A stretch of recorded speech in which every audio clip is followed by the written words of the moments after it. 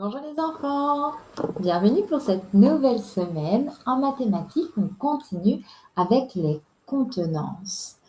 Vous vous souvenez de ce que c'est les contenances? Regardons ça de plus près avec Henri. On utilise Henri un petit peu aujourd'hui. Vous voyez, il y a la tête à Henri ici.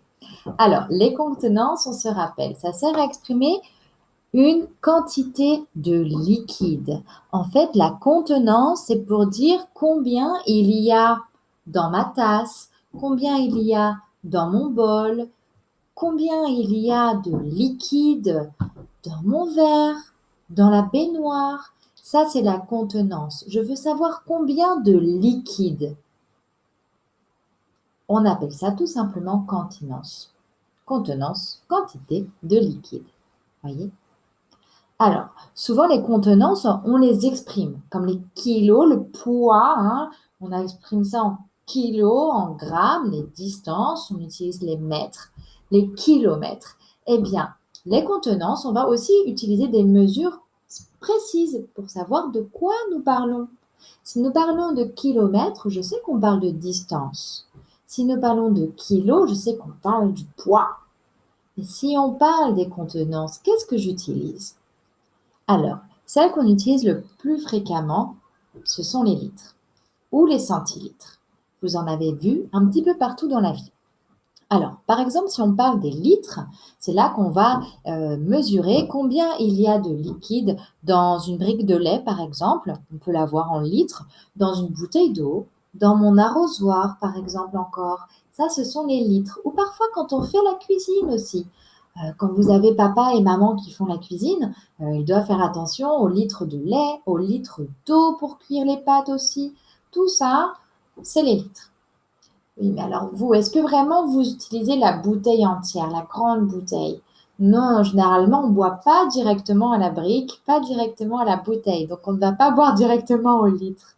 Hein. On va utiliser des plus petites mesures, les centilitres. Les centilitres, c'est plutôt ce qu'il y a dans mon verre.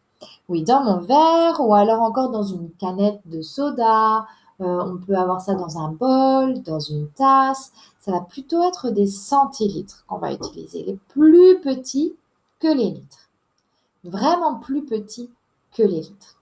Donc, ce sont les contenances. Combien il y a de liquide dans mon verre, etc.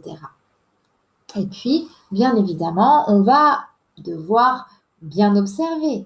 Qu'est-ce qui est le plus grand? La brique, la piscine ou le verre? Où est-ce que je peux mettre le plus de liquide?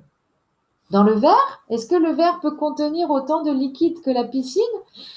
Autant de liquide que toute ma brique de lait? Je ne sais pas si vous avez déjà essayé de mettre toute votre bouteille ou toute votre brique dans un seul verre. Je pense qu'il y a une catastrophe si vous avez tenté une chose pareille. Donc aujourd'hui, vous allez voir comment un petit peu comparer davantage. Vous l'avez fait un petit peu la semaine dernière, mais on va continuer aujourd'hui. Les contenances, les volumes. Et puis, on va faire attention aussi à bien mesurer. On parlera surtout des litres, d'accord? Bien sûr, l'année prochaine, on ira plus dans les détails. Donc, dans les documents que je vous ai donnés aujourd'hui, les enfants, vous allez refaire un petit peu de comparaison du volume d'eau. Combien d'espace est-ce que ça prend? Hein, combien de contenance? Quel est le plus grand verre, le plus petit verre? Hein, comme ce que je vous ai montré avec la piscine et le verre. Qu'est-ce qui est le plus grand que l'autre? Vous allez comparer. Ça demande de l'observation. Personne ne va vous donner les réponses.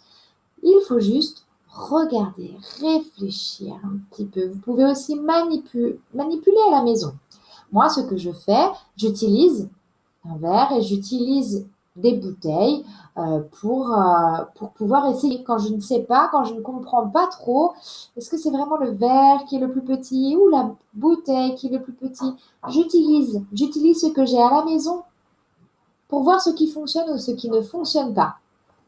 Vous allez observer aussi les litres, les demi-litres et les quarts de litre. Parfois, on n'utilise pas tout. Pour cela, je vous encourage à la maison, vous avez sans doute des verres doseurs, des bouteilles, des verres. Utilisés à la maison avec papa et maman ou tout seul sans faire des catastrophes. On ne va pas transformer la maison en piscine. Ça, c'est votre spécialité dans les toilettes de l'école, hein, au lavabo. C'est vrai que j'ai vu pas mal de piscines. Mais à la maison, on va essayer de faire un petit effort. Mais utilisez ça. Ça vous aidera à bien comprendre. Vous voyez, Utilisez le verre doseur, utilisez la bouteille. Vous pouvez faire votre propre bouteille à vous pour manipuler. Parfois, vous avez des seaux, des petites bassines, des récipients différents à la maison. Demandez à papa et maman pour pouvoir bien manipuler. Essayez par vous-même tout seul de faire les choses avec vos mains. Et oui, on comprend toujours mieux quand on fait les choses. Allez, on se revoit bientôt. J'ai hâte de voir comment vous avancez avec les contenances. À bientôt!